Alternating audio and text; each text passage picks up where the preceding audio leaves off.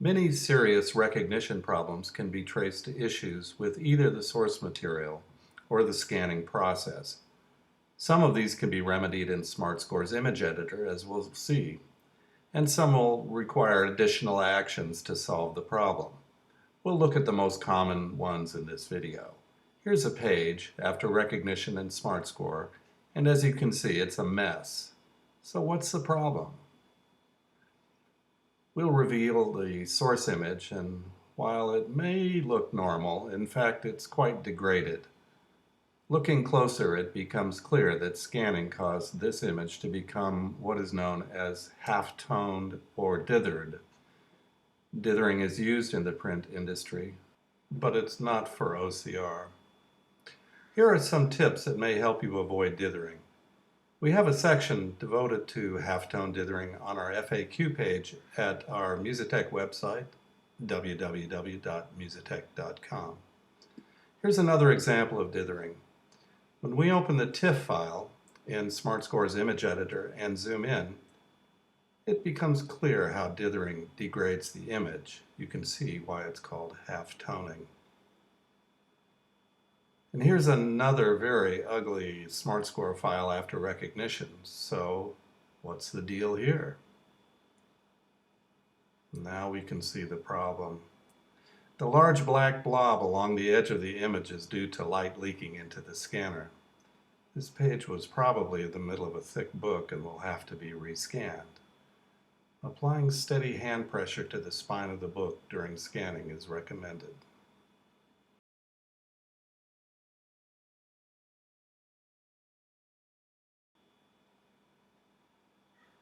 Now here's another common problem. The source material came from a binder and it contains punch holes that cut through the solid brace and bracket that join parts to a system. As a result, both staff lines were recognized as single continuous parts. Going back to the original scan in SmartScore's image editor, we use the line drawing tool to restore the broken bracket. It's also possible to merge the parts back together with the use of the part linking tool. This tool is described in the last movie under the recognition and editing listing on our video page. It's important to square up pages with the glass on your scanner, but when you're scanning many pages, some may get missed. Previewing the page in the image editor is always a good idea. If you find a crooked or skewed page, select the deskew button from the lower toolbar and drag the red line across the staff. The image is resaved when you select recognition.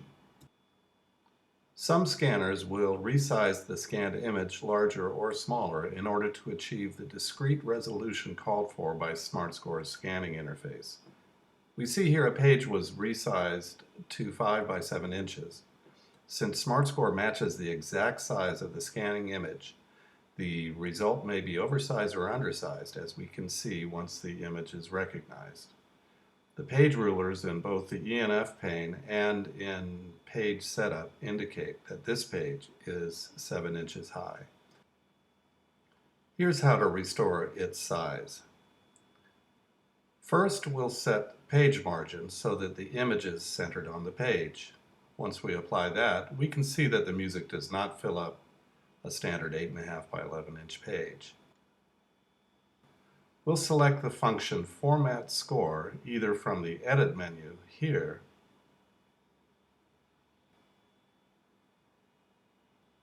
or by pushing the Format Score button from the Page Setup window.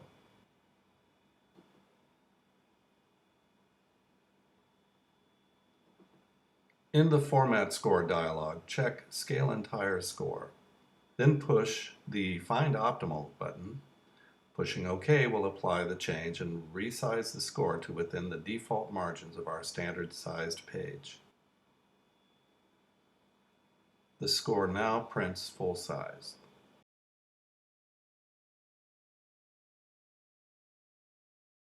When the original score contains split systems, or coda fragments as we call them, it may be necessary for you to inform SmartScore of that fact. Otherwise, the systems may become joined. In the Begin Recognition dialog, check the box Recognize Tablature, Percussion, and/or Split Systems. You'll see that it works quite well. Split systems in OSIs are a special category of systems.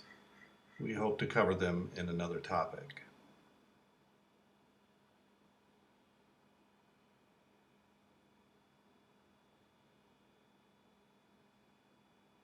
You can easily create a split system or coda fragment from inside any system. Select the Properties tool from the bottom toolbar and click on any bar line. In the Bar Line Properties dialog, check Split System, then push OK.